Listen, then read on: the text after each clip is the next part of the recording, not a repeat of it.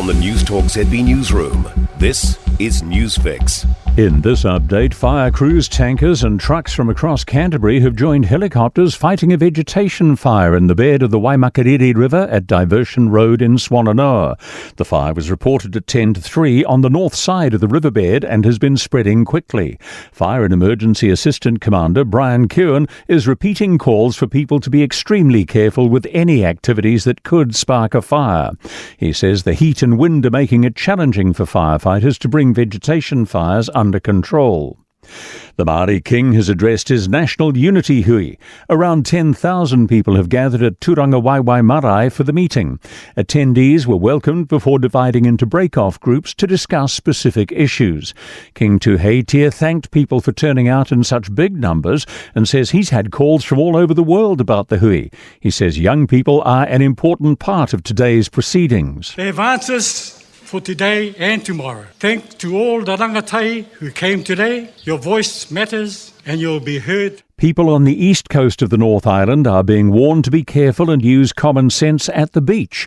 Warnings about swells peaking at up to 3 metres have been issued, with rain, wind and surges expected all weekend.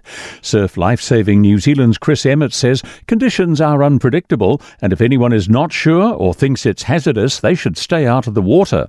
Mr Emmett says there are patrolled locations across the east coast, and people should check out Safe Swim to find out where those locations are. A South Korean police chief has been charged after 159 young people were crushed to death during Halloween festivities more than a year ago. Local media report Kim Kwang-ho is accused of failing to ensure there were enough officers in central Seoul on October 29, 2022. More than 100,000 people had gathered in the area that night. Most of the people who lost their lives were aged in their 20s. That's news.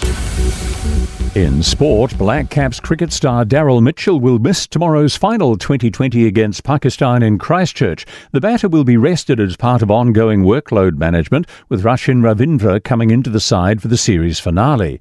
Coach Gary Stead says with the T20 series wrapped up, it was time to give Mitchell a break ahead of the upcoming Test series with South Africa and Australia. We've obviously got some important Test matches leading up, and Daryl's a 3-format player for us, so it's really important that we do manage his workload over this period. He's highly likely to play in a big part of the rest of our season. The Northern Brave women have kept their post-season hopes alive in cricket's T20 Super Smash. They've had a 39-run win over the bottom-placed Auckland Hearts at Eden Park.